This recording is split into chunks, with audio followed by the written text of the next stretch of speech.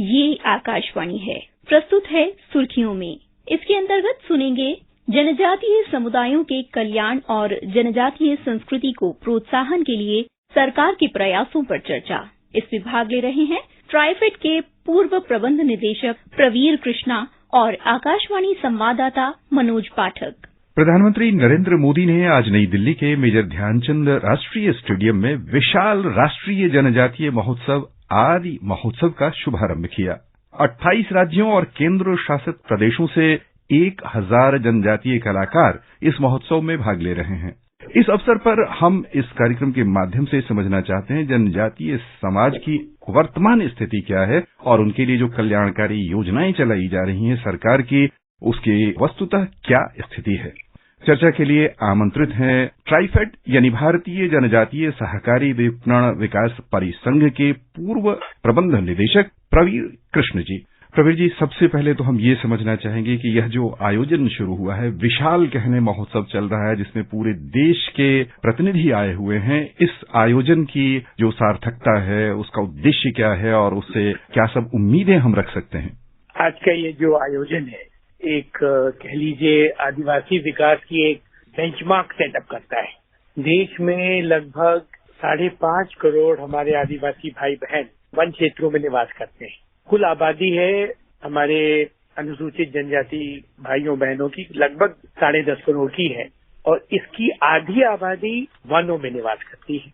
ये वनों पर आधारित इनका जो व्यवसाय है, वनों पर आधारित इनके स्किल्स पे बेस करता है। तो ये 2 प्रकार की होती है। एक इनके हैंडलूम्स और हैंडीक्राफ्ट ये देश के सर्वोच्च क्वालिटी के सामग्रियां बनाते हैं, जिसमें लकड़ी, कपड़े, बेल मेटल, आभूषण, लगभग 26,000 तरह की चीजें ये बनाते हैं। और दूसरी तरह की जो उनकी आजीविका होती है वो वनों की जो उत्पाद हैं, जो लघु वनोपज हैं, जो जंगल से टिम्बर के अलावा जो हर्रे, बहेड़ा, महुआ, इमली, कोसा, लगभग 100 प्रकार की ये सामग्रियां हैं, वो ये जंगलों से निकाल के लाते हैं, इनका विपणन करते हैं, वैल्यू एडिशन करते हैं, ब्रांडिंग करते हैं और फिर बेचते हैं। तो जैसे आपने बताया, वनधन समितियां और जो हमारे कलाकार हैं, ये पूरे देश के 28 राज्यों से एक दिल्ली में एकत्रित हुए हैं और अपने हुनर का एक प्रकार का क्राफ्ट कल्चर और कुजीन का जो कहते हैं उसका एक डिस्प्ले कर रहे हैं। और पूरे जो एक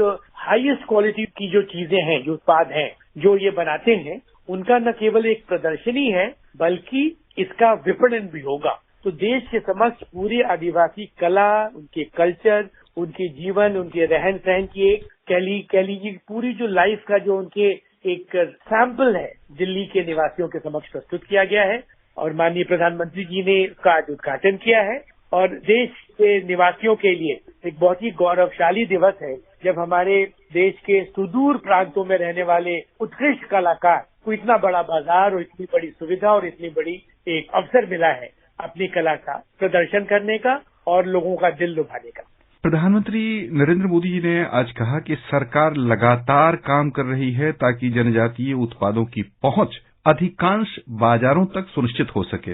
उन्होंने ये भी कहा कि जनजातीय समुदाय द्वारा बनाए जा रहे उत्पादों की मांग बढ़ रही है और अब स्थिति ये है कि पूर्वोत्तर के उत्पादों का विदेशों में निर्यात किया जा रहा है। यहाँ हम ये समझना चाहेंगे प्रवीर जी कि सरकार की ओर से ऐसी कौन सी पहल है, कौन सी योजनाएं हैं जिसका लाभ जनजातीय समाज के लोगों को मिल रहा है। जैसा हम लोगों ने चर्चा किया, हमारे जो आदिवासी भाई बहन ये बहुत अच्छे उत्पादक हैं। इनकी जो उत्पाद हैं, चाहे वो हस्तकला हो, चाहे वो हैंडीक्राफ्ट हो, चाहे वो वनोपज पर आधारित हो, वो बहुत ही उत्कृष्ट श्रेणी की चीजें बनाते हैं। लेकिन उनकी कठिनाई है, चूंकि सुदूर जंगलों में रहते हैं, मार्केटिंग की इनकी कठिनाई।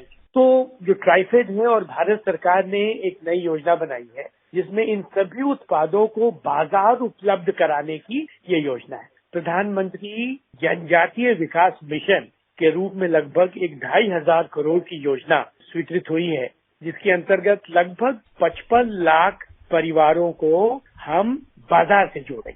पुराने ट्रेडिशनली ये बहुत उत्कृष्ट उत्पादक हैं, लेकिन चूंकि ये बड़े बाजारों तक नहीं पहुंच पाते हैं, बिचौलियों के चुंगल में पड़ के इनको छोटी कीमतों पर अपनी सामग्रियों को छोटे छोटे बाजारों में बेचना पड़ता है। लेकिन ये जो महत्वाकांक्षी योजना बनाई गई है, जिसमें इनकी पूरे उत्पादों को हम मार्केटिंग के माध्यम से उत्कृष्ट गुणवत्ता की स्वरूप देते हैं और उन्हें हम न केवल अपने देश के बल्कि विदेशों के बाजारों तक भी विक्रय करने की ई कॉमर्स के माध्यम से हमारे खुद के पोर्टल्स हैं और इंटरनेशनल और कई संस्थाएं हैं जिनके माध्यम से हम इनका पूरे विश्व में और देश में विक्रय करने की व्यवस्था कर रहे हैं। तो एक तरह से एक आर्थिक विकास की योजना है जिसमें सभी आदिवासी भाई बहन जो उनकी जो स्किल्स हैं, उनकी जो क्वालिटी ऑफ प्रोडक्ट्स हैं, उनको एक एप्रोप्रिएट मार्केट की सुविधा उपलब्ध करा के उनकी आय में उनके विकास को और गतिशील बनाने की ये प्रक्रिया है। आपने बड़ी अच्छी जानकारी दी। यहाँ हम एक और कह लें कि चर्चा को आगे बढ़ाते हुए समझना चाहेंगे कि क्या सेल्फ हेल्प ग्रुप जैसी संस्थाओं के लिए, एनजीओ के लिए भी कोई ऐसी सरकार की योजनाएं हैं जिनके माध्यम से वहाँ के लोगों को अपना आत्मोत्थान के लिए सहायता मिल सके? वंधन की लगभग 40 संस्थाएं, वंधन समितियां आई हुई हैं। देश में लगभग 50,000 ये स्व सहायता समूह बनाए गए हैं आदिवासी उद्यमियों की। जो हमारे अनुसूचित जाति जनजाति की भाई बहन है उनको अब हम उनको हम उद्यमी, उन्हें हम अब हितग्राही नहीं कहते हैं, उन्हें अब हम उद्यमी कहते हैं। और पूरे देश में वंधन योजना के अंतर्गत वन एक प्रकार का धन है और इस धन को हम उसमें कैसे उत्तरोत्तर वृद्धि करके अपने आदिवासी भाई बहनों की आय में वृद्धि करें, इसके लिए ये वंधन योजना बनाई गई।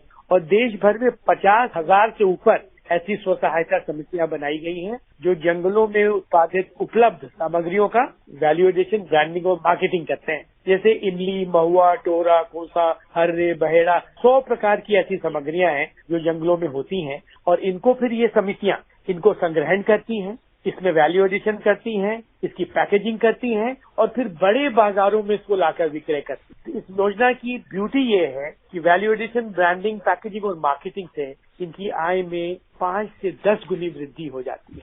तो वही वंधन योजना है जिसकी प्रदर्शनी में स्व सहायता समूह उपलब्ध है और दिल्ली वासी जाके उसे जरूर देखें, उनकी उत्पादों को खरीदें और उसका वर्धन करें। तो श्रोताओं, एक और आपके लिए अवसर है कि दिल्ली में जो आयोजन चल रहा है उसमें देखिए भी और सस्ते उत्पाद मिलेंगे, क्योंकि कलाकार जो अपने हैंडीक्राफ्ट्स लेकर आए हैं या ऐसे कर्मी जो अपने उत्पादों के साथ यहाँ पहुंचे हैं वो रियायती दर पर कह लें अपने साथ सामान भी बेचने के लिए लाए हैं।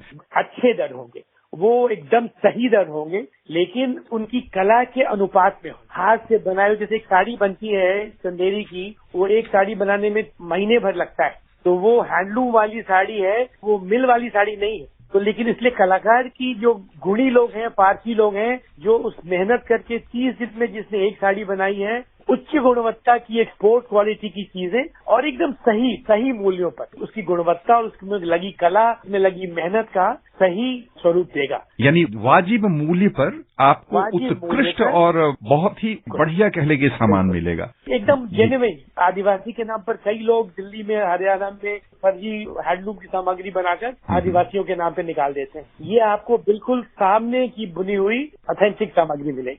प्रधानमंत्री जी ने एक और महत्वपूर्ण तथ्य की ओर इशारा किया है। उन्होंने कहा कि विश्व भारत के जनजातीय लोगों से सतत विकास, जलवायु परिवर्तन और ग्लोबल वार्मिंग समेत वैश्विक चुनौतियों के खिलाफ संघर्ष के बारे में सीखना चाहता है। यहाँ पर ये हम समझना चाहेंगे कि जनजातीय समाज के जो लोग हैं उन्होंने किस रूप में सीखने के लिए हमारे पास क्या है जिसे विश्व बिरादरी को सीखना चाहिए। लगभग हजारों वर्ष से इस परिवेश में वो रह रहे हैं, तो जंगल को न केवल इन्होंने बचाया है, इसे बढ़ाने का तरीका भी इन्होंने निजात किया है। वनों को देवता मानते हैं और एक बड़ी भ्रांति है कि ये दूसरे लोग जंगलों को बचा रहे हैं। आप ये देख के चलिए कि पूरे भारतवर्ष में जंगल वही बचे हैं जहाँ आदिवासी। एक बहुत ही सिम्बायोटिक रिलेशनशिप है और इन्होंने इनकी जो जीवन शैली ऐसी है जो सीखने लायक है कि कैसे इसका दोहन ऐसा करें कि वो न केवल उनकी जीवन शैली का अंग हो जाए बल्कि उसका विस्तार भी हो। बस यहीं पर श्रोताओं की ओर से प्रवीर जी हम आपको बहुत बहुत धन्यवाद देना चाहेंगे। धन्यवाद।